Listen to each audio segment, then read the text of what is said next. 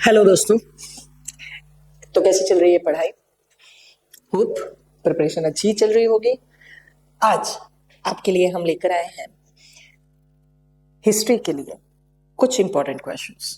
Proton study centre और मैं हेतल पुरोहित शुरू करते हैं हिस्ट्री का इंपॉर्टेंट क्वेश्चंस का रिविजन।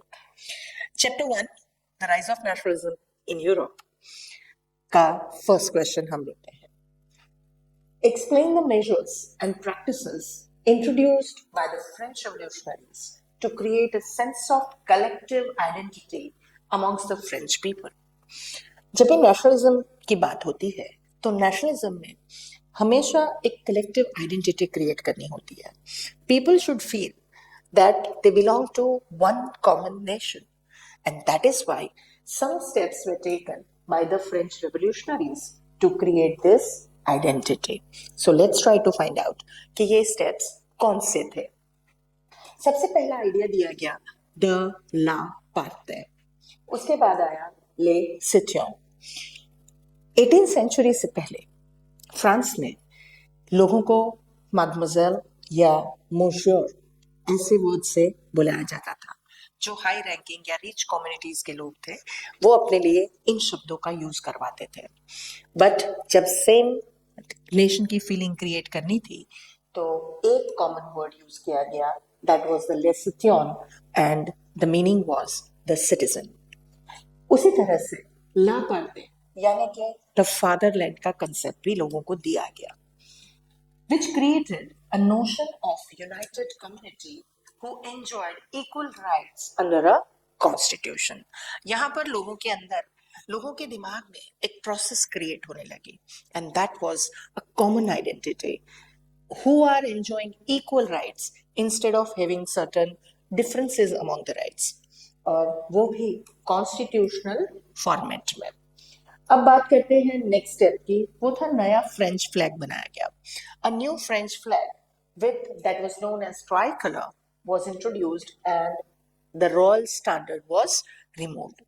जो ब्रिटिश वहां के फ्रांस के मोनार्क का जो सिस्टम हुआ करता था, जो फ्लैग हुआ करता था, यहाँ पर उसको हटा दिया गया और एक नया ट्राइकलर इंट्रोड्यूस हुआ. The estate general was elected by the body of active citizens and renamed as National Assembly. Active citizens यानी जो लोग टैक्स पे कर पाते थे या 3 दिन की सैलरी एज अ टैक्स दे पाते, उन लोगों को एक्टिव सिटीजन्स कहा गया. उन्हीं लोगों के पास राइट टू वोट भी था.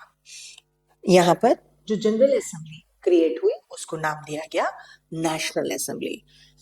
Next one was new hymns were composed, oaths were taken, and martyrs commemorated in the name of nation. Hymns यानी भजन या देशभक्ति के लिए कोई गाने गीत लिखे गए. Oaths were taken, कस्में ली गई, प्रतिज्ञाएं ली गई, प्लेज ली गई. साथ ही साथ जिन लोगों ने अपने कंट्री को मोनार्कियल कंट्रोल से इंडिपेंडेंट कराने के लिए, डेमोक्रेटिक बनाने के लिए अपनी जान दी, उन लोगों को यहाँ पर नेशन के नाम में मार्टियर डिक्लेयर करके याद किया गया. A centralized administrative system was introduced. पहले जो सिस्टम ऑफ एडमिनिस्ट्रेशन फ्रैगमेंटेड था उसको अब सेंट्रलाइज कर दिया गया, यानी rules, regulations, laws, legal formats ये सारी कॉमन कर दी गई. यहाँ पर यूनिफॉर्म लॉज भी इंट्रोड्यूस किए गए. किसके लिए? For all the citizens. अब यहाँ पर किसी सिटीजन के लिए सेग्रीगेटेड लॉज नहीं थे, सारे लोगों के लिए कॉमन लॉज इंट्रोड्यूस हुए.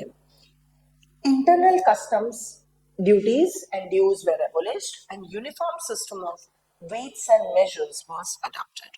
जैसे हम जानते हैं कि फ्रेंच कॉन्फ़िगरेशन 39 स्टेट्स का था, तो ये 39 अलग अलग स्टेट्स में अलग अलग तरह की कस्टम ड्यूटीज हुआ करती थी, अलग अलग ड्यूज या मैनोरियल टैक्सेस होते थे. तो इन सबको हटा दिया गया, एक कॉमन टैक्स सिस्टम लाई गई. साथ ही साथ यहाँ पर जो वेट्स एंड मेजरमेंट्स थे उनको भी एक कॉमन फॉर्मेट दे दिया गया. Regional dialects were discouraged and French became the common language of the nation. जब भी हम वननेस की बात करते हैं, नेशनलिज्म की बात करते हैं, तो लैंग्वेज बहुत बड़ा रोल प्ले करती है। भाई है तो मेरा वाली फीलिंग आती है। क्यों? कॉमन लैंग्वेज है, एक दूसरे की बात समझ सकते हैं। तो इसीलिए यहाँ पर जो डायलेक्ट्स थी, जो रीजनल अलग अलग रीजन वाइज अलग अलग भाषाएं बोली जाती थी, उसको बंद करवाया गया और French was used as a common language to create bonding among the people. Next question की तरफ आगे बढ़ते हैं. How would you evaluate Napoleon as an administrator who created a more rational and efficient system? Illustrate with suitable examples. जब भी हम Napoleon Bonaparte की बात करते हैं तो वी जनरली कंसिडर कि Napoleon Bonaparte had destroyed democracy in France. मगर हुआ क्या था? क्या हम उसे सिर्फ डिस्ट्रॉयर के रूप में देखना चाहते हैं या he was to be considered as an efficient administrator also?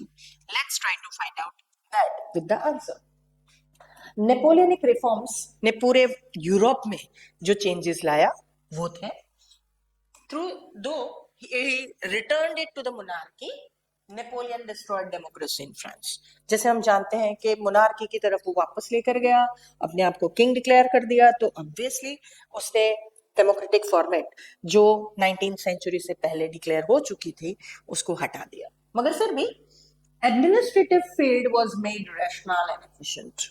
उसके जो चेंजेस इंट्रोड्यूस किए गए उसने एडमिनिस्ट्रेटिव फॉर्मेट में बहुत सारी चेंजेस लाई और यहाँ पर किसी को प्रिविलेजेस देना अब बंद हो गया। The Civil Code of 1804, which was also known as Napoleonic Code, did away with all the privileges based on birth. पहले जो बर्थ के बेस पर सबको राइट्स मिले थे, first estate, second estate, they used to enjoy certain privileges, उन सारे privileges को बेस्ड ऑन बर्थ हटा दिया गया। He established equality before the law. Law के सामने चाहे फर्स्ट एस्टेट का बंदा हो या थर्ड एस्टेट का, सब इक्वल है, ऐसा उसने एस्टेब्लिश किया। He secured the right to property. अब किसी को भी प्रॉपर्टी रखनी हो तो that was allowed. Napoleon simplified the administrative divisions. जो एडमिनिस्ट्रेटिव पैटर्न नेपोलियन से पहले बहुत कॉम्प्लिकेटेड हुआ करती थी उसको यहाँ पर बिल्कुल सिंप्लीफाई कर दिया गया। रूल्स एंड रेगुलेशंस, लॉज या फिर टैक्सेशन फॉर्मेट थी वो सारी सिंप्लीफाई कर दी गई। He abolished the feudal system, freed peasants from serfdom and manorial dues. Feudal system जिसे हम जमींदारी भी कहते हैं, उस जमींदारी सिस्टम से उसने पीजेंट्स को बचा लिया। साथ ही साथ यहाँ पर ये सर्फडम एंड मेनोरियल ड्यूज की बात होती है। मेनोरियल अपने आप में एक छोटा मोटा गांव होता है जो स्टेट के अंदर, गांव के अंदर भी हो सकता है। तो यहाँ पर ये सर्फडम की अगर हम बात करें तो इसे हम हिंदी में बेगार बोलते हैं। बेगार यानी जबरदस्ती काम करना जिसको पेमेंट नहीं मिलती है। तो पीजेंट्स को ये जो सर्फडम में काम करना पड़ता था या मेनोरियल ड्यूज पे करने पड़ते थे बाय देयर वर्क, वो भी उसने बंद करवा दिया। In the towns guild restrictions were removed. जो गिल्ड रिस्ट्रिक्शंस यानी ट्रेड गिल्ड्स क्रिएट हुई थी, तो ये ट्रेड गिल्ड्स ने हमेशा से नए ट्रेडर्स को डिस्करेज किया। किसी भी एरिया में अगर कोई नया ट्रेडर अपना बिजनेस या ट्रेड शुरू करना चाहता तो उसे ट्रेड गिल्ड अलाउ नहीं करता था, तो इसीलिए उसने ट्रेड गिल्ड सिस्टम को ही हटा दिया। Transport and communication system was improved. Transport and communication system यहां पर बेटर की गई। अब हम चलते हैं नेक्स्ट क्वेश्चन की ओर, दैट मींस थर्ड क्वेश्चन की तरफ। हमारा थर्ड क्वेश्चन है ट्रीटी ऑफ वियना से रिलेट करता हुआ। So what was the main aim of Treaty of Vienna? What were the main provisions of the Treaty of Vienna held in 1815? देखिए ये question जो first part of this question है वो आपको MCQ में भी पूछा जा सकता है, ठीक है?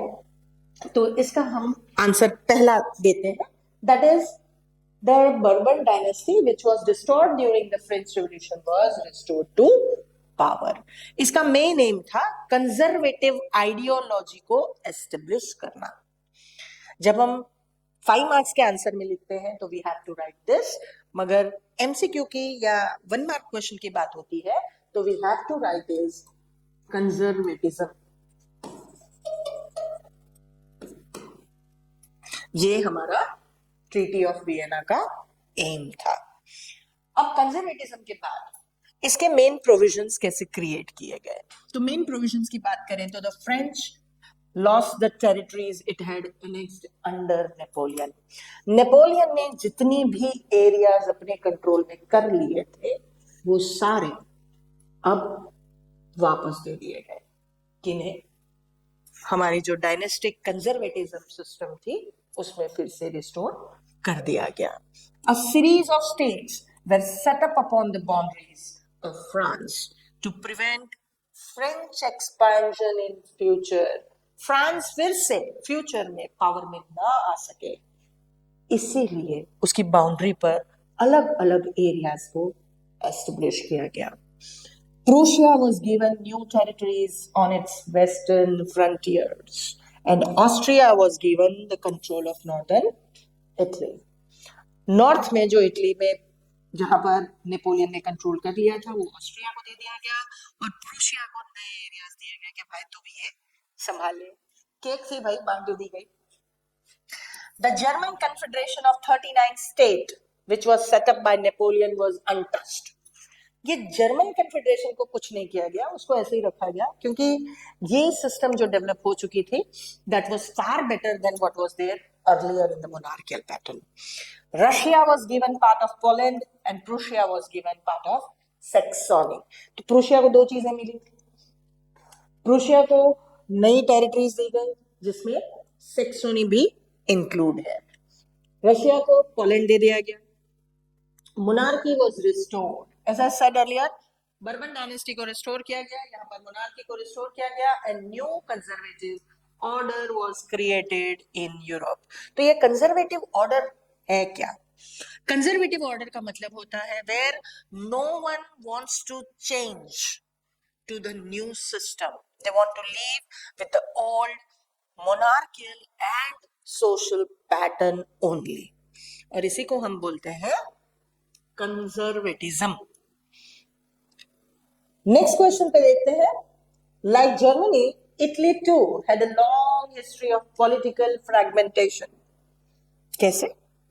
जर्मनी की बात करते हैं तो जर्मनी में तो 39 स्टेट्स थे, as we have seen already. यहां पर हमने देखा कि भाई जर्मनी में 39 स्टेट्स थे, मगर इटली में क्या था? तो अब हम बात करते हैं इटली की और आंसर ढूंढने की कोशिश करते हैं. Italians were scattered over several dynastic states.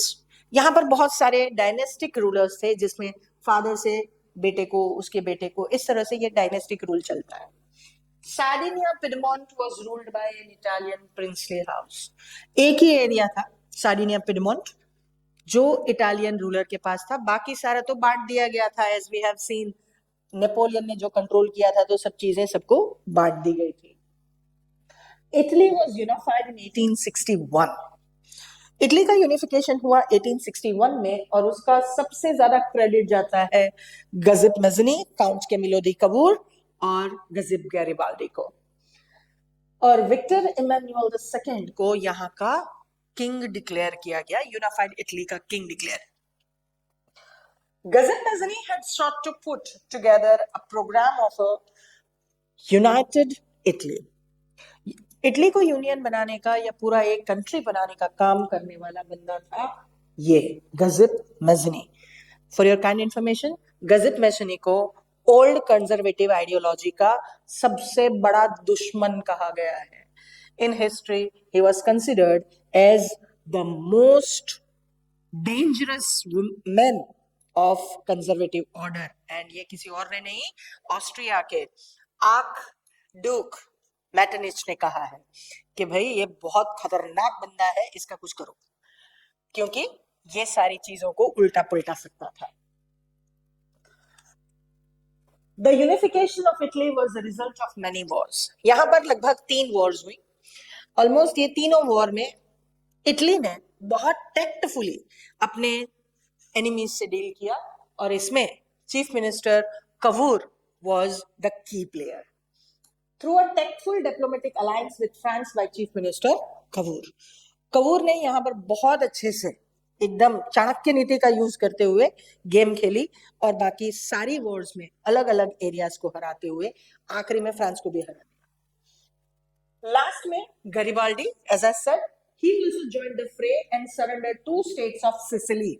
जो साउथ में आते हैं इटली के 2 states of Sicily, उन 2 states को गरिबाल्डी ने अपने 1000 रेड शर्ट्स आर्मी के साथ वहां पर हमला कर दिया. लोगों ने भी इंटरनली रिवोल्ट किया वहां के किंग के सामने और सिसिली को अपने कंट्रोल में करके विक्टर इमैनुअल को ट्रे में रखकर दे दिया कि भाई अब तो संभाल लो. And then it was the unification which was completed. The unification of Italy which was divided was now completed by Garibaldi. अब हम चलते हैं नेक्स्ट क्वेश्चन की तरफ. जर्मनी और इटली की तरह ब्रिटेन की भी कुछ हिस्ट्री है. In Britain the formation of the nation state was not the result of a sudden upheaval और रेवोल्यूशन. इस स्टेटमेंट को हमें इलेबरेट करना है. जब हम ब्रिटेन की बात करते हैं तो आज का जो ब्रिटेन हमें दिखता है, यूनाइटेड किंगडम या United Kingdom of Great Britain, तो ये चीजें पहले नहीं थी. तो कैसे ये सडन कुछ हुआ एकदम से झटके में? नहीं हुआ. हर चीज के पीछे कहीं ना कहीं कोई ना कोई कहानी होती है. लेट्स ट्राई टू आइडेंटिफाई कि इसमें क्या कहानी थी. In Britain the formation of nation state was the result of long drone out process. ये बहुत लंबी चौड़ी प्रोसेस हुआ करती थी. हमें उतना सारा नहीं लिखना है. We have the specified thing कि क्या लिखना है और कितना लिखना है. ठीक है, आपको पूरी कहानी नहीं लिखनी है. There was no British nation prior to the 18th century. 18th century से पहले ब्रिटिश नेशन या United Kingdom of Great Britain नहीं था. ये 4 हिस्सों में बटा हुआ था: England, Scotland, Ireland and Wales. Primary identities of the people who inhabited British isles यानी islands, were ethnic ones जैसे इंग्लिश, वेल्स, स्कॉट और आयरिश. ये अलग अलग एरियाज के हैं तो ये अलग अलग इनकी आइडेंटिटी है. जैसे इंग्लिश तो इंग्लैंड के, वेल्स तो वेल्स नाम का एक एरिया है, स्कॉट स्कॉटलैंड के है और आयरिश आयरलैंड के. Later English Parliament, which had seized power from the monarchy in 1688 at the end of the protracted conflict, was the instrument through which a nation state in England came to be forged. 1688 में वहां के king के पास से सारे powers England की parliament ने अपने हाथों में ले लिए और यहां से शुरू हुई the process of creating a nation state. Act of union of 1707 between England and Scotland resulted in England imposing its influence on Scotland. Scotland को 1707 में एक एक्ट ऑफ यूनियन में फंसाया गया. माइंड यू, फंसाया गया. वहां पर कुछ टैक्टिक्स यूज करके स्कॉटलैंड को साइन करवाई गई कि भाई साइन करो और हम एक हो जाते हैं. और इस तरह से स्कॉटलैंड को यहाँ पर मर्ज कर दिया गया. And then the influence of English parliament was established on Scotland also. और इस तरह से यहाँ पर एक यूनिफिकेशन कंप्लीट हुआ. Briefly trace the geographical and ethnic variations of Balkan region. Why did this region become politically very explosive? यहाँ पर अगर हम geographical और ethnic variation की बात करते हैं और ये जगह बाल्कन हमेशा से क्वेश्चन मार्क में रही है. It has always been an explosive area जहां पर दंगे फसाद होना, लड़ाई झगड़े होना बहुत कॉमन है. But at the same time इसकी वजह से दंगे फसाद या लड़ाई झगड़ा होना भी बहुत कॉमन है. So let's see how it was. The Balkan was a region of geographical and ethnic variations. यहाँ पर बहुत सारे वेरिएशंस हैं जैसे Romania, Bulgaria, Albania, Greece, Macedonia, Croatia, Bosnia, Herzegovina, Slovenia, Serbia, Montenegro. अब हो सकता है कि आप सारे नाम याद ना रख पाए, तो you can remember any 3 or 4 and then you write ETC. The inhabitants were called as Slavs. यहाँ के जो लोग थे इनको कॉमन वर्ड स्लाव यूज हुआ जाता था, and these were all under one ethnic identity. A large part of Balkan was under the control of Ottoman Empire. Turkey के रूलर को यहाँ पर ऑटोमन एम्पायर कहा गया है, and that is why the large part, ये जो major area आज हम देख रहे हैं, यही आज की हमारी जो ये कंट्रीज है उसमें से बहुत सारी कंट्रीज बाल्कन में यहाँ पर कंट्रोल टर्की सुल्तान करते थे, ऑटोमन एम्पायर करता था, और बाकी के थे रशिया और ऑस्ट्रिया के अंदर, और ये बहुत कॉम्प्लेक्स सिस्टम बन गई थी. The spread of ideas of romantic nationalism in the Balkan together with the disintegration of Ottoman Empire made region very explosive. अब ये ऑटोमन एम्पायर धीरे धीरे टूटने लगा था, क्योंकि यहाँ पर आइडियाज स्प्रेड होने लगे, रोमांटिक आइडियाज स्प्रेड होने लगे. रोमांटिक से कोई लव स्टोरी की बात नहीं हो रही है, लव स्टोरी यहाँ पर कंट्री से, हमारे नेशन से प्यार की बात हो रही है. तो यहाँ पर people started looking at their nation as their loved one, कुछ भी कर सकते थे उसके लिए. और इसी तरह से ये ऑटोमन एम्पायर बहुत एक्सप्लोसिव हो चुका था कि लोगों को अब एक किसी अलग आइडेंटिटी के बंदे के नीचे नहीं रहना था. Different Slavic nations struggled to define their identities. अब हर एक की अलग अलग आइडेंटिटी थी, तो हर एक को अपनी आइडेंटिटी चाहिए थी. जैसे रोमानिया के रोमानियंस है, बल्गेरिया के बल्गेरियंस है, सर्बिया के सर्बियंस हुए, और सबकी इथनिक आइडेंटिटी भी अलग अलग है, सबके रूल्स रेगुलेशंस कम्युनिटी के अलग अलग हुआ करते थे. And then they wanted this to happen कि हमारी आइडेंटिटी से लोग हमें जाने. The Balkan region became a region of intense conflict, और इसीलिए ये सारे इंटेंस कॉन्फ्लिक्ट की चपेट में आ गए. And that was also the one of the cause was expansion of territory. जैसे हमने देखा कि भाई यहाँ पर ऑटोमन एम्पायर के नीचे था, रशिया को भी अपनी टेरिटरी बढ़ानी थी, ऑस्ट्रिया को बढ़ानी थी, फ्रांस को बढ़ानी थी, ब्रिटेन को बढ़ानी थी, सबको चाहिए था सब. और इसीलिए यहाँ पर जो प्रॉब्लम हुआ वो था बूम, बहुत बड़ा ब्लास्ट की तरह से ये एरिया काम कर गया. At the same time the great European powers Russia, Germany, England, and Austro-Hungary were keen on taking control of the Balkan region. अब ये बाल्कन रीजन का स्ट्रेटेजिक लोकेशन भी बहुत इंपॉर्टेंट है, क्योंकि ये एरिया सिल्क रूट के बीच में आता है. तो इस सिल्क रूट पे इस एरिया को पर्टिकुलरली जो भी कंट्रोल करता, उसके लिए ट्रेड के रास्ते बिल्कुल खुल जाते हैं. इस ट्रेड को अनरिस्ट्रिक्टेडली कंट्रोल करने के लिए इन सारों के बीच में भी झगड़े थे. And that was, as I said, most important from the trade point of view. This led to a series of wars. अब internally ही यहाँ पर wars होनी शुरू हो गई, and that has created it as the most explosive area which resulted into the First World War. First World War के लिए हम हमेशा जर्मनी को रिस्पॉन्सिबल मानते हैं, मगर यहाँ पर रिस्पॉन्सिबिलिटी यहाँ इंटरनल कन्फ्लिक्ट्स थे उसके भी है. आई डोंट डिनाई कि जर्मनी वाज नॉट रिस्पॉन्सिबल. इस चैप्टर के आखिरी क्वेश्चन की बात करते हैं. Highlight the role of Otto von Bismarck in the making of Germany. हमने इटली को यूनाइफाइड होते हुए देखा, हमने ब्रिटेन को यूनाइफाइड होते हुए देखा. अब बात करते हैं जर्मनी की. जर्मनी जो अलग अलग हिस्सों में बटा पड़ा था, उसको यूनिफाइड करने का काम किया ऑटो फॉन बिस्मार्क ने. ऑटो फॉन बिस्मार्क की पॉलिसी थी आयरन एंड ब्लड.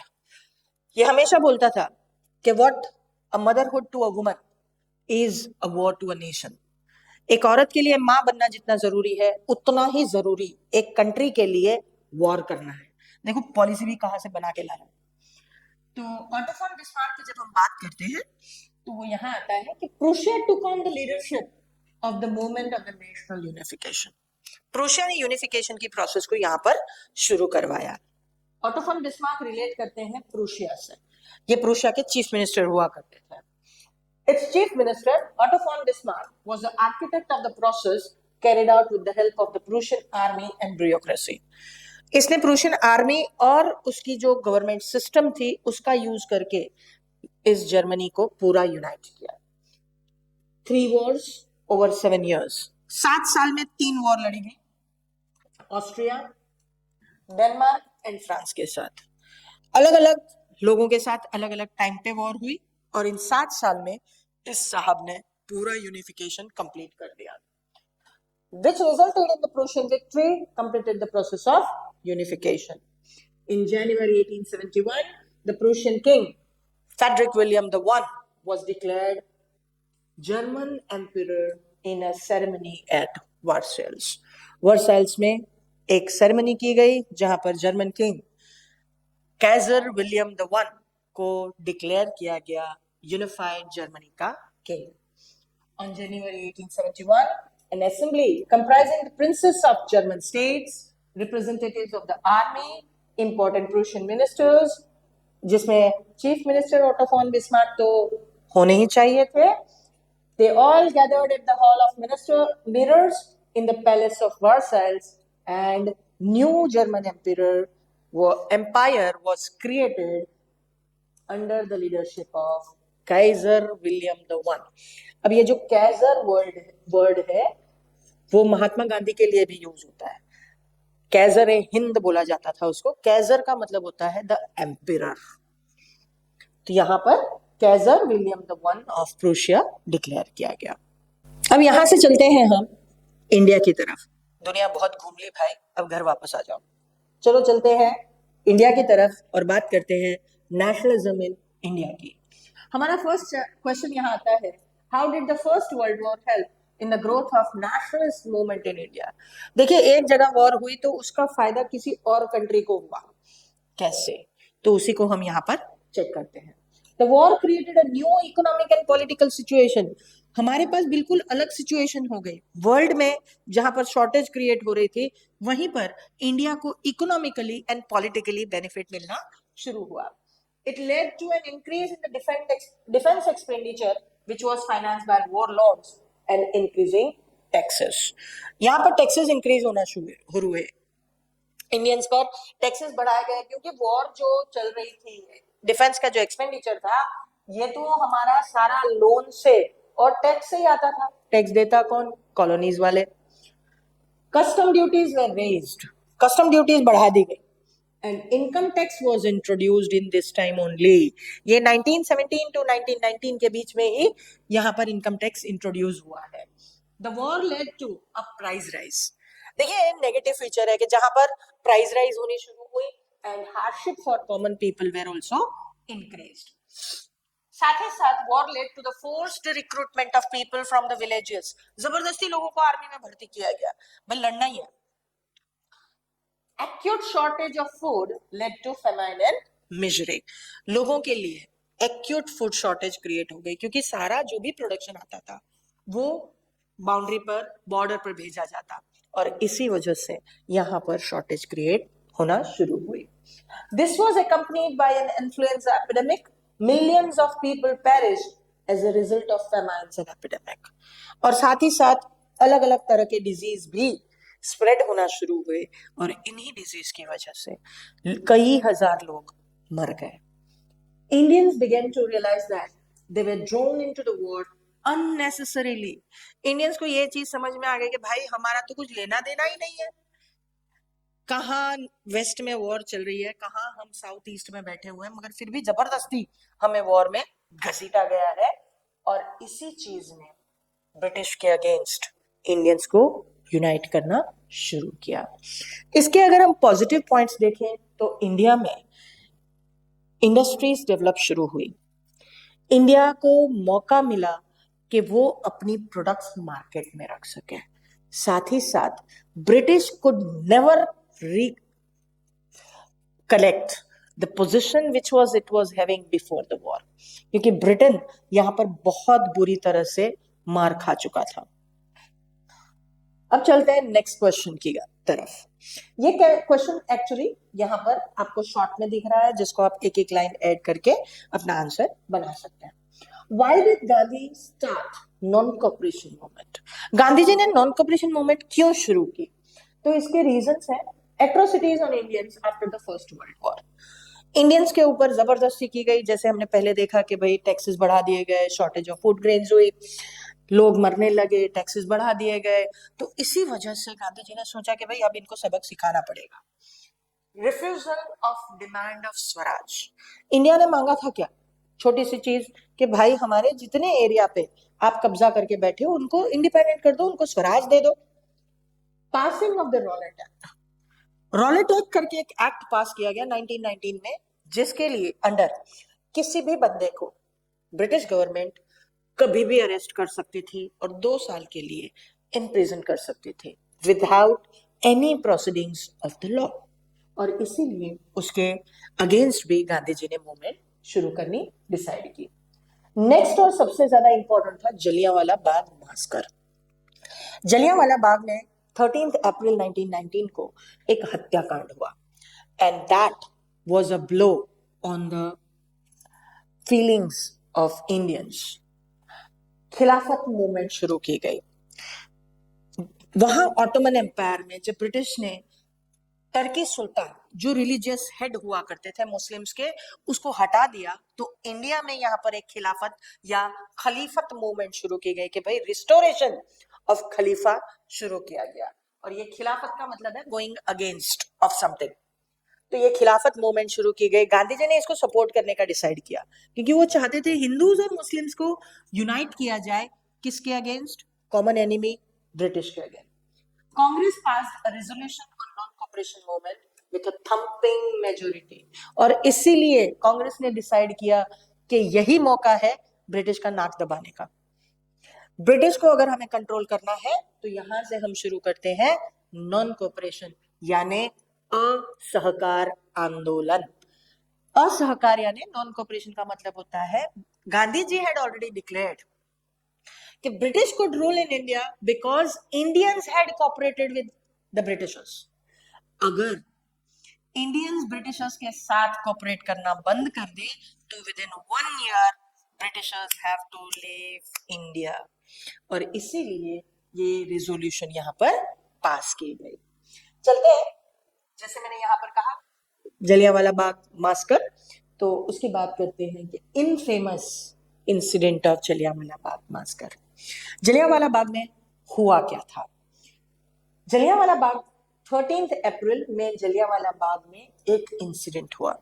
अब ये 13 अप्रैल से थोड़ा आगे चलते हैं, पहले रिवाइंड में चलते हैं, थोड़ा सा और पीछे चलते हैं, 6 अप्रैल 1919 की बात करते हैं। 6 अप्रैल 1919 के दिन पंजाब में एक लॉ इंट्रोड्यूस किया which was called as martial law. ये martial law was restricting the gathering of the people anywhere। अब उसकी इंपैक्ट हम यहां देखेंगे। उसके 7 दिन बाद बैसाखी नाम का एक एनुअल फेस्टिवल, जिसे हार्वेस्ट फेस्टिवल कहा जाता है, और ये पंजाब में बहुत ही पॉम्प के साथ, बहुत ही एंथुसिज्म के साथ मनाया जाता है। On that day, a crowd of villagers who had come to Amritsar to attend a fair in the enclosed ground of Jallianwala Bagh। यहां पर 13 अप्रैल के दिन बहुत सारे लोग जलियांवाला बाग में आए थे। विलेजर्स थे, आजू बाजू के गांव से अमृतसर आए थे और हरमंदिर साहब में उन्होंने दर्शन करने थे। That is today we know as Golden Temple. तो वहां पर ये लोग अपनी प्रेयर्स करने आए थे क्योंकि that was considered as a new day. इसीलिए उसके बाद जलियांवाला बाग में सब जमा हुए, वहां पर एक मेला या फेयर चल रहा था। Being from outside the city, they were unaware of the martial law। बेचारे अमृतसर के तो थे नहीं, आजू बाजू के गांवों से आए थे, तो उन्हें तो पता ही नहीं था कि यहाँ पर ऐसा कुछ मार्शल लॉ लगा हुआ है। And Dyer, General Dyer entered that area at that time, blocked the exit points and opened fire on the crowd, killing hundreds। Jallianwala Bagh में एक ही एंट्री एग्जिट गेट है, तो उसको ब्लॉक कर दिया गया और वहां से जनरल ओडायर ने फायर शुरू करवा दी। लोगों के ऊपर गोलियां चलाई गई और hundreds of people have been killed over there। His object, as he declared later, बंदे ने बाद में ये डिक्लेयर भी किया कि मैंने ये क्यों किया, तो to produce a moral effect. लोगों को मना किया गया था, गवर्नमेंट ने मना किया था कि गैदरिंग मत करना, फिर भी लोग गैदर हुए, तो मॉरल इफेक्ट क्रिएट करनी थी। He wanted to create a fear in the minds of satyagrahis. जो सत्याग्रहीज वहां जमा हुए थे उन लोगों के खिलाफ उनके दिमागों में डर पैदा करने के लिए मैंने ये एक्शन ली। And that is how Jallianwala Bagh massacre became an infamous incident in the history. And it was also one of the reason of starting of NCM. Next question की तरफ चलते हैं. The middle class played an important role in NCM in the cities. जब हम cities की बात करते हैं, सिटीज एंड टाउन्स की बात करते हैं, तो middle class was the people who have played a very important role. कैसे? क्या रिच लोगों को कोई फर्क नहीं पड़ता था? ऑब्वियसली नहीं पड़ता था। They were influential, they were having their say in the government, British government, तो इसीलिए जो सबसे ज्यादा इफेक्टेड थे वो थे मिडिल क्लास। इसीलिए उन्होंने यहाँ पर गांधी जी के कॉल ऑफ एनसीएम को बहुत प्रॉम्प्टली, बहुत कीनली रिस्पॉन्ड किया। The movement started with middle class participation in the cities and towns. कैसे हुआ? Thousands of students left government controlled schools and colleges. हजारों बच्चों ने schools, colleges छोड़ दी। Headmasters, teachers, they resigned. Teachers और school के principles ने भी रिजाइन कर दिया कि हम कोऑपरेट करेंगे ही नहीं, अगर हम नहीं होंगे तो स्कूल कैसे चला लोगे। Lawyers gave up their legal practices. वकीलों ने भी अपनी दुकानें बंद कर दी कि भाई हम भी काम नहीं करेंगे। The council elections were boycotted in most provinces except Madras. Madras के सिवाय, आज का चेन्नई के सिवाय हर जगह ब्रिटिश काउंसिल के इलेक्शंस का बॉयकॉट किया गया। Foreign goods were boycotted. जो भी फॉरेन से चीजें आती थी, चाहे कपड़े हो, लिकर हो या कोई भी और चीज, उन सब चीजों का अब बॉयकॉट किया गया, उसको रिजेक्ट किया गया। Liquor shops were picketed. Liquor shops के आजू बाजू लोगों ने अपने घेराबंदी की, वहां आजू बाजू खड़े हो गए और किसी को वहां पर खरीदने के लिए जाना अलाउ नहीं था। Foreign cloth burned in huge bonfires. जो फॉरेन से कपड़े बनकर आते थे उन कपड़ों को एक पाइल क्रिएट करके उसको जलाया गया। Merchants and traders refuse to trade in foreign goods. हमारे मर्चेंट्स और ट्रेडर्स ने भी मना कर दिया कि हम फॉरेन की कोई चीज बेचेंगे नहीं। इसी के साथ साथ khadi was also being promoted. Production of Indian textile mills and handloom went up. अब इन सारी चीजों की शॉर्टेज क्रिएट हुई, लोगों ने उसको रिजेक्ट करना शुरू किया, तो लोकल प्रोडक्ट्स की डिमांड अब बढ़ने लगी, which has increased the production of Indian textile and handlooms in the market. अब बात करते हैं स्वराज की। इस स्वराज का मीनिंग हर ग्रुप के लिए अलग था, तो let us try to find out कि प्लांटेशन वर्कर ने उसको कैसे देखा। जैसे अगर हम बात करें अवध के किसान की, तो they had some different notion of swaraj. उनके लिए था टैक्सेशन में कमी। अगर हम बात करते हैं गुरेम हिल्स की, ट्राइबल्स की, तो वहां बात आती है free access to the forest. वैसे ही ये प्लांटेशन वर्कर्स के लिए स्वराज का मतलब कुछ अलग था। हर ग्रुप ने स्वराज का मतलब अपने हिसाब से निकाला। So there was a problem with the meaning. The meaning of swaraj for plantation worker was, in Assam they meant is right to move freely in and out of the confined space. अब जो plantation हुआ करता था वो large areas थे, जिसमें एक बार अगर वर्कर एंट्री कर लेता था तो without permission of the master और ओनर ऑफ द प्लांटेशन वो बाहर नहीं जा सकता था, और ऐसी परमिशंस बहुत रेयर हुआ करती थी। It meant retaining link with the village from which they had come. तो इनके लिए स्वराज का मतलब था अपने गांव से अपना संबंध रखना, और जब भी जो वहां जाना चाहे जाना। Under the Inland Immigration Act of 1859, plantation workers were not permitted to leave the tea gardens without permissions. किसी भी तरह की परमिशन के बगैर 1859 में वो बाहर नहीं जा सकते थे। और इसीलिए 1920 में जब गांधी जी ने एनसीएम शुरू किया तो उन्होंने इस चीज को माइंड में रख के अपना काम आगे बढ़ाया। They were rarely given such permission. As already I said, कि ऐसी परमिशन उन्हें बहुत ही कम किस्सों में, बहुत ही स्पेसिफिक किस्सों में मिलती थी। When they heard of the non-cooperation movement, thousands of workers defied the authorities, left the plantations and headed home. जैसे इनको पता चला कि भाई इंडिया में कुछ हो रहा, स्वराज आने वाला है, तो इन लोगों ने अपने जो मालिक थे उन सबको अच्छे खासे से मारे पीटे और भागे। कहाँ? अपने घरों की तरफ। बट अनफॉर्चुनेटली ये कभी अपने घर नहीं पहुंच पाए। They believed that Gandhi Raj was coming and everyone would be given land in their own villages. इनको लगा कि स्वराज का मतलब है गांधी राज आ रहा है, भाई गांधी जी रूल करेंगे और हमारे गांव में भी हमें भी जमीन मिलेगी। अब जमींदारी सिस्टम नहीं होगी। They, however, never reached their destination. मगर अनफॉर्चुनेटली ये कभी अपने घरों को नहीं पहुंच पाए। क्यों? Stranded on the way by railway and steamer strikes. इन लोगों के लिए घर पहुंचना ऑलमोस्ट नामुमकिन था, क्योंकि रेलवेज और स्टीमर्स की, बोट्स की भी स्ट्राइक चल रही थी, नॉन कोऑपरेशन चल रही थी साहब, हर जगह थी। They were caught by the police and brutally beaten up. इसीलिए इनको रास्ते में आधे रास्ते ही पकड़ लिया गया, बहुत मार पीट कर वापस प्लांटेशन में पहुंचा दिया गया। बात करते हैं नेक्स्ट क्वेश्चन की। ये है सिविल डिसोबीडियंस से रिलेट करता है। जब हम सीडीएम की बात करते हैं या सिविल डिसोबीडियंस मूवमेंट की बात करते हैं तो यहां पर भी अलग अलग ग्रुप ने इसको अलग अलग नजरिए से देखकर इसमें पार्टिसिपेट किया। तो let us try to identify, let us try to understand कि कैसे अलग अलग लोगों के नोशन एक ही मूवमेंट की तरफ अलग अलग हो सकते हैं। The civil disobedience movement show the participation of different social classes and groups. कैसे?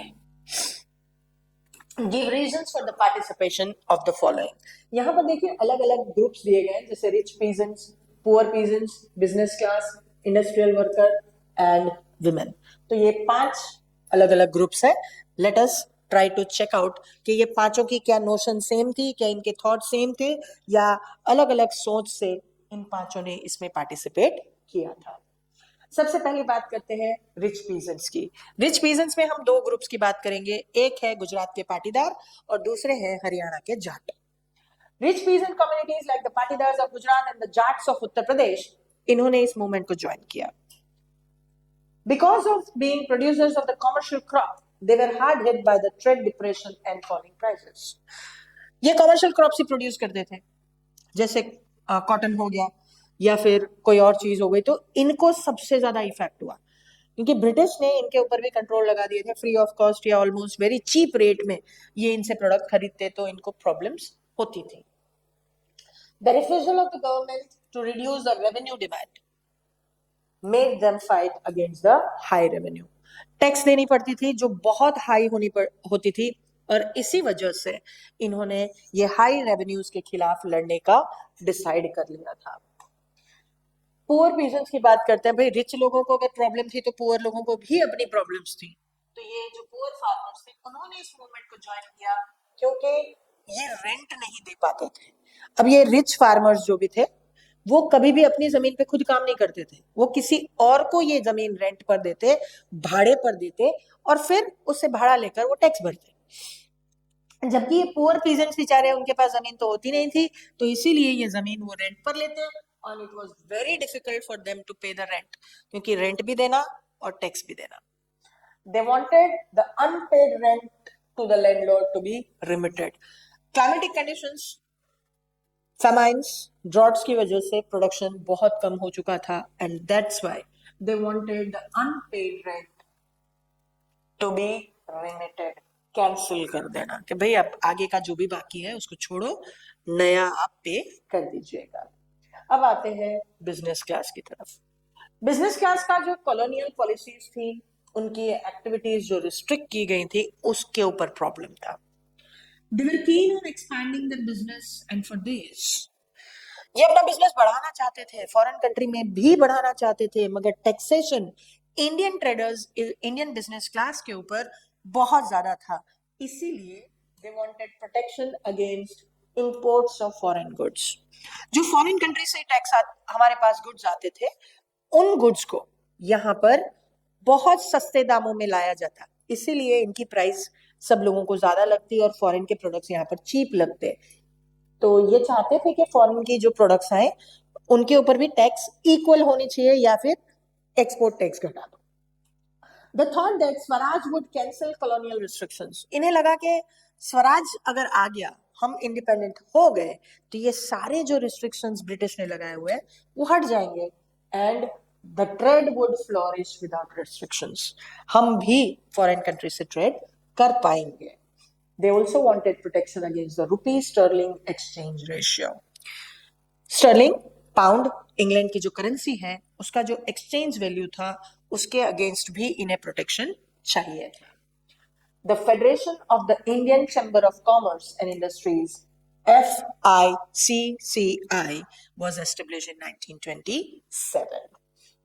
1927 में एक फेडरेशन क्रिएट कर दिया गया अपनी डिमांड्स रखने के लिए। As a group of business class they created this federation. अब अगर बिजनेस क्लास को या इंडस्ट्रियलिस्ट को कुछ प्रॉब्लम है, तो उनके पास जो काम करने वाले वर्किंग क्लास है, उनके भी कुछ चैलेंजेस थे। दे डिड नॉट पार्टिसिपेट, इन्होंने तो पार्टिसिपेट ही नहीं किया। क्यों? क्योंकि Congress was always looking forward towards the rich people. Funding चाहिए था, पैसे चाहिए थे। The large number except in the Nagpur region, Nagpur में इन्हें यहाँ थोड़ा बहुत पार्टिसिपेशन हुआ। Some workers did participate, selectively adopting some of the Gandhian programs, like boycott of foreign goods, as a part of their own movement against the low wages and poor working conditions. इनकी challenge थी low wages and poor working conditions. जो industrialist होते थे वो अपना profit बढ़ाने के लिए इनके साथ इनजस्टिस करते, तो इसीलिए इन्होंने कभी भी गांधीयन आइडियोलॉजी को या स्वराज को सीरियसली नहीं लिया। लास्ट पार्टिसिपेशन हम देखेंगे वो है विमेन का participation. There was a large scale participation of women in the movement. Till CDM women का पार्टिसिपेशन बहुत ही कम रहा है इंडियन नेशनल मूवमेंट में, बट सिविल डिसोबीडियंस मूवमेंट से इंडियन विमेन पार्टिसिपेशन भी बढ़ने लगा। They participated in protest marches, manufactured salt, picketed foreign clothes and liquor shops. Many went to jail also. मगर ये जो सारी विमेन थी वो सारी रिच एंड अफुलेंट क्लास की विमेन हुआ करती थी। पुअर विमेन या जिसे हम पीजेंट्स कह सकते हैं, उनकी विमेन को यहाँ पर ज्यादा पार्टिसिपेशन या एक्सपोजर नहीं मिला। The next question comes is, the sense of collective belonging came partly through the experience of united struggle, the role of folklore, songs, icons and images. जब भी हम यूनाइटेड मूवमेंट की बात करते हैं तो एक कॉमन फीलिंग होनी चाहिए लड़ने के लिए, और वो यहाँ पर थोड़ी सी आई। कैसे? तो यूनाइटेड स्ट्रगल सबने साथ में मिलकर लड़ा, साथ ही साथ रोल ऑफ फोकलोर, हमारी जो लोक कथाएं हैं, लोकगीत हैं, हमारे जो सिंबल्स एंड इमेजेस हैं, उसके ऊपर से भी यहाँ पर कलेक्टिव आइडेंटिटी क्रिएट की गई। साथ ही साथ ये क्वेश्चन आपको अलग तरीके से पूछ सकते हैं, how did people belonging to different communities, regimes, language group develop a sense of collective belonging. India में 19th सेंचुरी में अलग अलग एरिया में अलग अलग जात, अलग अलग भाषा, अलग अलग राज्य के लोगों ने एक वननेस की फीलिंग क्रिएट की। कैसे? The identity of the nation is the most often symbolized by the image of Bharat माता। सबसे पहले कॉमन आइडेंटिटी सबने क्रिएट की, वो थी इमेज ऑफ भारत माता। इस इमेज ने लोगों के दिमागों में एक चीज क्रिएट की, हमारे सारे लोगों की एक कॉमन कंट्री है, वो है भारत माता। Bankim Chandra Chattopadhyay wrote Vande Mataram as a hymn to the motherland। Vande Mataram या वंदे मातरम नाम का बंगाली में उन्होंने एक गीत लिखा जो हमारा मार्चिंग सॉन्ग बन चुका था 1905 में। ये मार्चिंग सॉन्ग था and Vande Mataram was becoming a slogan at the time of protest movement. Moved by the Swadeshi movement, Abhindranath Tagore painted Bharat Mata and portrayed it as an aesthetic. ये nationalist movement से इतने inspire हो गए हमारे अभिंद्रनाथ जी कि उन्होंने भारत माता को एक सन्यासिनी, काम, कंपोज्ड वुमेन के रूप में डिपिक्ट कर दिया। She is shown as calm, composed, divine and spiritual. ये एक ऐसी व्यक्ति है जो बहुत शांत है, जो बहुत स्पिरिचुअल है और सबको आशीर्वाद देती है। Ideas of nationalism also developed through a movement to revive Indian folklore. नतेसा Shastri जैसे लोगों ने जो हमारी लोकल कहानियां हुआ करती थी उसको गैदर करना शुरू किया और लोगों में पॉपुलराइज करना शुरू किया। Icons and symbols in unifying people and inspired them a feeling of nationalism. एक common flag, national flag design किया गया जिसको स्वदेशी फ्लैग कहा गया।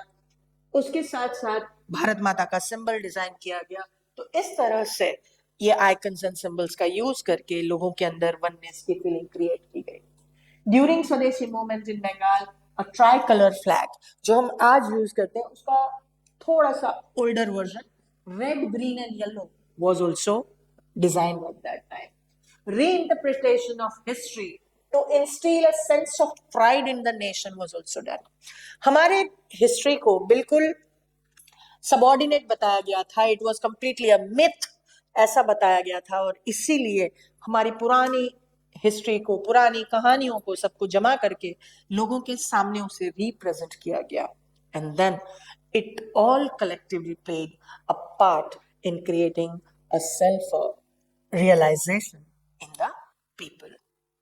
अब हम चलते हैं नेक्स्ट चैप्टर की ओर जो है हमारा ग्लोबलाइजेशन से related, the making of the global world. जब हम ग्लोबल वर्ल्ड की बात करते हैं तो उसमें silk route are the most important part. ये बात हमने फर्स्ट चैप्टर में की थी जहां पर हमने बाल्कन रीजन देखा था, अब वही यहाँ पर एक रिलेट करेगा। The Silk Routes are a good example of pre-modern trade and cultural links between distant part of the world. जब हम सिल्क रूट की बात करते हैं तो इसे सिल्क रूट इसलिए कहा जाता है कि यहाँ से सिल्क एंड स्पाइसेस हमेशा यूरोप के साथ ट्रेड हुआ करता था, पूरे वर्ल्ड के साथ यहाँ से इस रूट से जाता था, इसीलिए इसे सिल्क रूट्स कहा जाता है। The Silk Routes are a good example of vibrant pre-modern trade and cultural links between the distant part of the world as historians have identified several silk routes. अगर हम सोचते हैं कि एक ही सिल्क रूट है जो इंडिया को Europe से कनेक्ट करता था या चाइना इंडिया और यूरोप को कनेक्ट करता था तो ये बात हमारी गलत होगी क्योंकि यहाँ पर सेवरल सिल्क रूट्स हुआ करते थे। ये लैंड और बाय सी भी था जो एशिया को यूरोप और नॉर्दर्न अफ्रीका से कनेक्ट करता था। The name Silk Routes point out the importance of westbound Chinese silk cargoes along this route. ये रोड पे वेस्ट की तरफ यानी यूरोप की तरफ जाने वाले सिल्क के कार्गो की बात हो रही है। Chinese pottery also traveled the same route. यहां से हम जिसे चाइना क्ले या चाइनीज पॉटरी कहते हैं वो भी ट्रैवल करके बाहर पहुंची है। Textile, spices from India and Southeast Asia also traveled the same route. अगर हम इंडिया के मसलिन या मलमल की बात करें तो वो भी इसी रूट से ट्रैवल होते हुए फॉरेन कंट्री तक पहुंचा है। In return, precious metals like gold and silver flowed from Europe to Asia. और इसी रूट से दूसरे कंट्रीज से गोल्ड, सिल्वर या दूसरी चीजें हमारे कंट्रीज तक पहुंची हैं। Early Christian missionaries and Muslim preachers also traveled this route. Christian missionaries, Portuguese या फिर Muslim preachers इसी रूट का यूज करते हुए बाकी कंट्रीज में पहुंचे हैं। इस सबसे पहले बुद्धिज्म जो इंडिया में रोज हुआ वो भी इसी रूट का यूज करते हुए पूरे वर्ल्ड में फैला है। In several directions through intersecting points on the silk route. Silk route पे जो इंटरसेक्टिंग पॉइंट्स हुआ करते हैं जहां से अलग अलग डायरेक्शन में जा सकते हैं, जिसे हम कुछ इस तरह से एक्सप्लेन कर सकते हैं, तो यहां से ये अलग अलग डायरेक्शन में लोगों को भेजा गया, and that way Buddhism also spread all over the world. Illustrate with example that the food offers many opportunity for long distance cultural exchange. Food की बात करें तो food has a really very long cultural and exchange information. Generally हम believe करते हैं कि potato तो India में ही आया है भाई, हमारा कोई भी फास्टिंग बगैर पोटैटो के तो खत्म हो ही नहीं सकता। My dears, potato Indian product नहीं है, और ना ही टोमेटो, ना ही चिली। तो ये सारी चीजें आई कहां से? देखते हैं कहां से आई। It is believed that Arab traders took pasta to 5th century Sicily and island now in Italy. Italian pasta बहुत फेमस है, मगर एक्चुअली ये पास्ता अरब ट्रेडर्स अपने साथ इटली तक लेकर गए थे। ये चाइना की स्पेगेटी वहां जाते जाते पास्ता बन गई, चाइना की नूडल्स वहां जाकर स्पेगेटी बन गई, बस नाम बदल गया। It is believed that the noodles traveled west from China to become spaghetti. China के नूडल्स इटली पहुंचते पहुंचते स्पेगेटी बन गई, बिल्कुल flat. Potatoes, soya, groundnut, maize, tomatoes, chilies, sweet potato, these all were introduced in Europe and Asia after Christopher Columbus accidentally discovered the vast continent that would later become to be known as the Americas.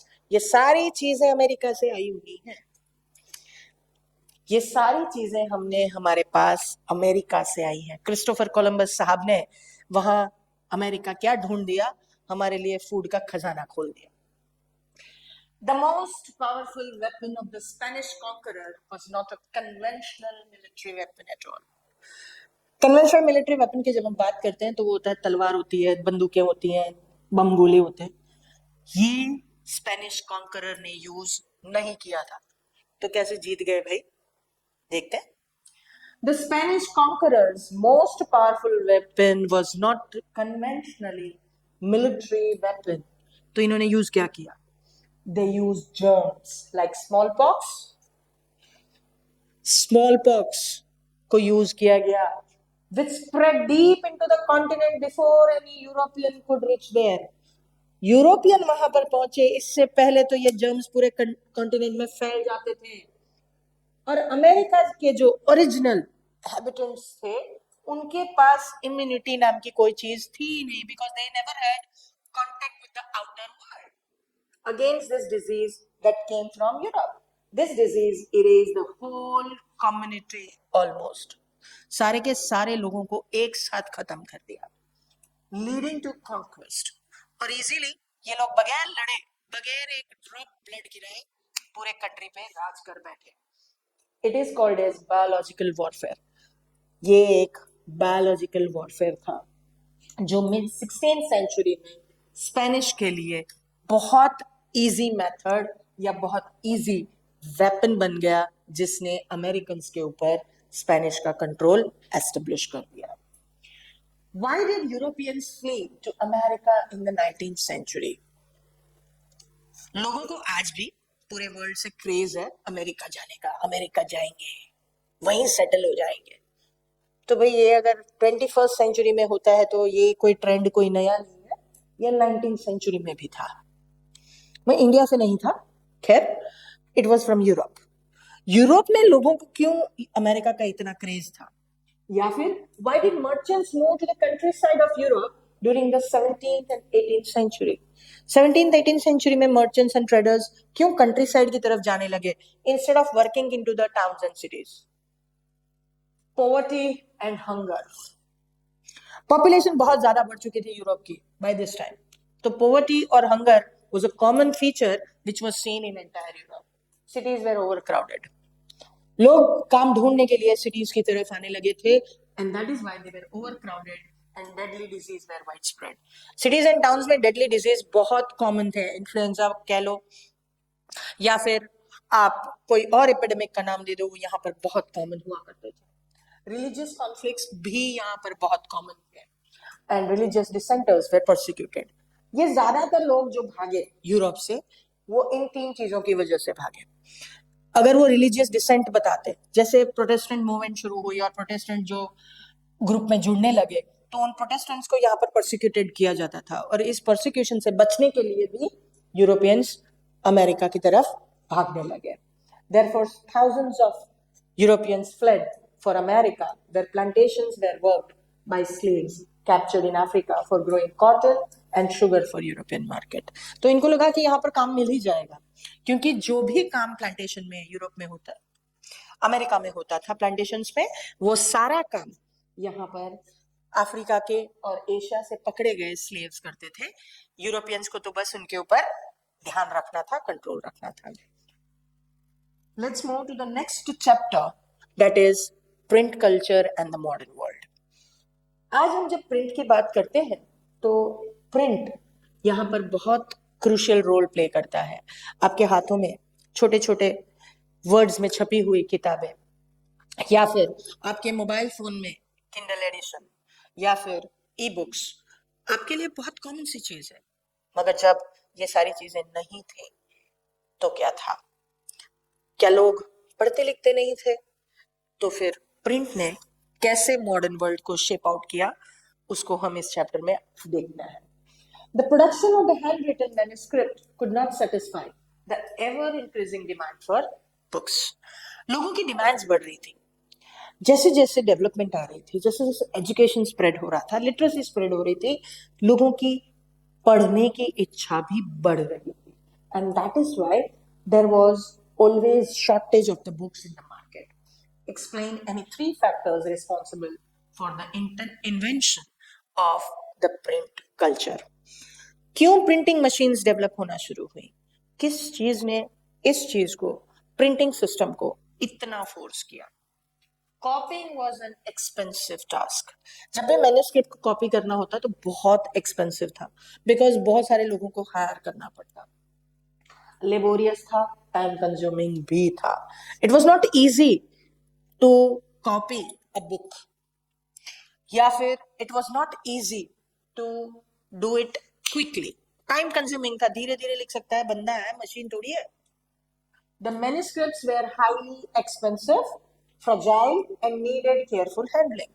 जो manuscripts हुआ करती थी वो या तो किसी पेड़ के स्किन पे लिखी हुई होती या एनिमल स्किन पे लिखी हुई होती, वेलम का यूज होता था। तो ये बहुत एक्सपेंसिव होने के साथ साथ बहुत फ्रेजाइल होती थी, इजीली ब्रेकेबल होती थी, तो उन्हें बहुत संभालना पड़ता था। They used to be very bulky, बहुत वजनदार होने की वजह से एक जगह से दूसरी जगह ले जाना भी डिफिकल्ट था। The handwritten manuscripts production was not sufficient to meet the demands. और इन सारे रीजंस की वजह से ही जो हैंड रिटन मैन्युस्क्रिप्ट्स थी उसका प्रोडक्शन सफिशिएंट नहीं था लोगों की डिमांड्स को, रीडिंग की इच्छा को पूरा करने के लिए। They could not be read easily as the script was written in different styles. अलग अलग लोगों की अलग अलग हैंड राइटिंग होती है, तो उसको रीड करना भी लोगों के लिए बहुत डिफिकल्ट हुआ करता था, एंड इसीलिए manuscripts were not used widely in the daily life. मगर प्रिंट कल्चर जैसे ही इंट्रोड्यूस हुआ, प्रिंटिंग मशीन इंट्रोड्यूस हुई, and the world has gone 360 degree change. Next question है, वो है the print culture created the condition with in which the French revolution occurred. हम सोचते हैं फ्रेंच रेवोल्यूशन तो लुई द 16 की वजह से हुआ था, है ना, क्योंकि लुई द 16 ने टैक्सेस बढ़ाती थी, लोगों के ऊपर अत्याचार कर रहा था, लोग गुस्से में थे, बेस्टाइल फोर्ट के ऊपर अटैक कर डाला। मगर इसके साथ साथ कुछ बैकग्राउंड की चीजें भी हम यहाँ देखेंगे। Print popularize the ideas of enlightened thinkers, Voltaire, Rousseau, Montesquieu. ये जो थिंकर्स, फिलोसोफर्स थे, इन्होंने जो अपने आइडियाज दिए वो लोगों ने अब सुनना और डिस्कस करना शुरू किया। माइंड यू, यूरोप में भी इलिटरेसी उतनी ही प्रिवेलेंट थी, इसीलिए लोग खुद अपने आप से नहीं पढ़ सकते थे, but the people those who were able to read, those who were literate, they were able to discuss it here. ये लोगों के सामने ये सारी चीजें डिस्कस करते, and that had created an era of discussion and debate and deliberation. They attack the sacred authority of the church. अब church की अथॉरिटी को ये लोग चैलेंज करने लगे कि भाई ऐसा नहीं होता है. The despotic power of the state was also challenged. पहले के जमाने में जहां पर लोग ये मानते थे कि राजा तो भाई डिवाइन पावर लेकर पैदा हुआ है, ये थोड़ी पैदा हुआ है, इसका तो इनकारनेशन हुआ है, बस प्रकट हो गया है, तो इसे तो कुछ नहीं बोलना चाहिए, राजा भगवान का स्वरूप होता है. मगर अब लोगों को ये चीज डिस्कशंस डेलिब्रेशंस के बाद समझ में आने लगी कि ऐसा कुछ होता नहीं है. They wanted the rule of reason, questioning and rationality. अब ये पूछना चाहते थे कि भाई हम क्यों नहीं, ये ऐसा क्यों, अगर ऐसा कुछ है तो क्लासिफाई करो, अंडरस्टैंडिंग दो उसकी. रैशनैलिटी से ये बात अब चलाना चाहते थे. Print created a new culture of dialogue and debate. यहां पर लोग बात करना चाहते थे, अब राजा की हाँ में हाँ मिलाकर नहीं चलना था, अब लोगों को अपनी बात भी राजा तक पहुंचानी थी. This resulted in the re-evaluation of the values, norms and institutions. अब ये सारी चीजें क्वेश्चन करने लगी कि राजा अगर डिवाइन अथॉरिटी है तो मरता कैसे, अगर भगवान है तो मरेगा थोड़ी. Within this public culture, new ideas of social revolution came into being. अब इसी तरह से रीडिंग कल्चर ने लोगों के अंदर सोशल आइडियोलॉजी भी चेंज करना शुरू की. By the 1780s, there was an outpouring of literature in the market. बहुत ज्यादा मार्केट में लिटरेचर आना शुरू हुआ and people started about pondering that mocked the royalty and criticized their morality. इन सब ने राजा का मजाक उड़ाया, राजा की सिस्टम का मजाक उड़ाया, और ये सारे ने इनके क्वेश्चन किए कि भाई इसमें कौन सी मोरालिटी है, राजा तो कोई टैक्स देता नहीं है, कुछ काम करता नहीं है, तो फिर इसके पास इतने अधिकार कैसे.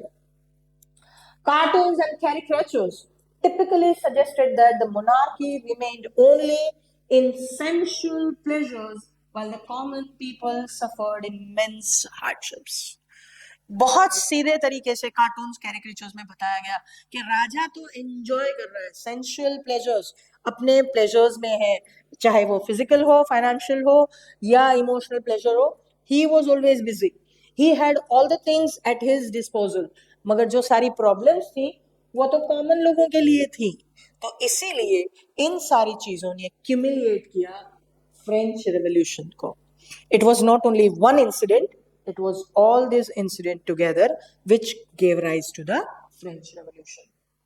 अब बात करते हैं नेक्स्ट की कि इंडिया में इसका क्या इम्पैक्ट आया, क्या इंडिया में प्रिंट कल्चर ने कोई चेंजेस लाया. Let's see how. Support the claim that print culture had a significant impact on the social lives of women in India. Print culture के डेवलप होने से पहले Indian women did not have any rights. They had to live according to their father, husband, son and brother. There was no say in the society for the women. क्या हम उस तरह की life आज imagine कर सकते हैं? Your answer will be no. So, how did print culture play a role in it? क्या print culture ने इसमें कुछ changes लाए? कैसे? The rise of print culture in India during the 19th century played a crucial role in awakening the social life of women. Women की life में changes लाने का काम यहाँ से प्रिंट कल्चर से होना शुरू हुआ. The printing press allowed women to access information, knowledge and ideas that were previously inaccessible. पहले तो women के पास कोई accessibility ही नहीं थी, मगर प्रिंट ने ये बुक्स उन तक पहुंचाना अब शुरू किया. रास सुंदरी देवी, a young married girl in a very orthodox household, जो बहुत ही ऑर्थोडॉक्स फैमिली की बात अगर हम करते हैं, ऑर्थोडॉक्स यानी जो पुराने ख्यालातों वाली फैमिली होती है जिसमें women are not suppose to speak a word, ऐसी जगह पर ये एक रास सुंदरी देवी जो छोटी सी बच्ची थी, उन्होंने अपनी फैमिली में अपने किचन की सीक्रेसी में पढ़ना लिखना सीखा. She wrote her autobiography, Amar Jiban, which was published in 1876. और पढ़ना लिखना सीखने के बाद उसी सीक्रेसी में उसने अपनी आत्मकथा लिख डाली, अमर जीवन. अमर जीवन यानी my life. in Bengali and it was the first full length autobiography in Bengali. ये बंगाली की सबसे पहली बंगाली लिटरेचर की full length autobiography यानी आत्मकथा है. Many other women writers like Kailash Bashini Devi highlighted experiences of women like the imprisonment at home, ignorance and unjust treatment in their writings. Kailash बासिनी देवी जैसे कई औरतें थीं जिन्होंने जो सोसाइटी में इनजस्टिस हो रहा था विमेन के साथ उसको यहाँ पर हाईलाइट किया. जैसे विमेन को बाहर नहीं जाने मिलता था, ऑलमोस्ट इम्प्रिजनमेंट जैसी कंडीशन थी, या फिर उन्हें पढ़ने लिखने नहीं दिया जाता था, वो इग्नोरेंट रहा करती थी, या उनके साथ अनजस्टिस फुल ट्रीटमेंट होती थी. तो उन सारी चीजों को उन्होंने यहाँ पर अपने राइटिंग्स में हाईलाइट किया. उसी तरीके से ताराबाई शिंदे, पंडिता रमाबाई ने flight of upper caste Hindu women को स्पेशली हाईलाइट किया कि भाई सारी प्रॉब्लम्स अगर आप ये सोचते हो कि लोअर कास्ट में है तो ऐसा नहीं है. अपर कास्ट हिंदूज में स्पेशली विडो वुमेन है, उनकी हालत बहुत खराब हुआ करती थी. Tamil writers express the poor status of women. तो तमिल साउथ के राइटर्स भी कहीं कोई पीछे नहीं थे. They started highlighting the problem of women specially in their household. By the early 20th century, journals written by women became popular. अब यहाँ पर women ने अपने लिए अपनी बुक्स लिखना शुरू किया जिसमें women's education, widowhood, widow remarriage जैसे प्रॉब्लम्स को हाईलाइट किया गया. कुछ एक ने फैशन लेसन्स, फिर entertainment through stories and serialised novels भी इन जर्नल्स में पब्लिश करवाए. बहुत सारे विमेन ने अपनी लिखी हुई कविताएं या स्टोरीज भी इन सारे जर्नल्स में पब्लिश करवाए. अब बात करते हैं लास्ट क्वेश्चन की. Explain the effects of print culture in the religious sphere in the modern Europe. जब हम रिलीजन की बात करते हैं तो मॉडर्न यूरोप में religion was an Orthodox format. तो प्रिंट कल्चर ने उसमें कैसे चेंजेस लाया वो यहाँ पर देखते हैं. Martin Luther was a religious reformer. Martin Luther साहब एक रिलीजियस रिफॉर्मर थे जिन्होंने 95 थीसिस लिखी 1517 में.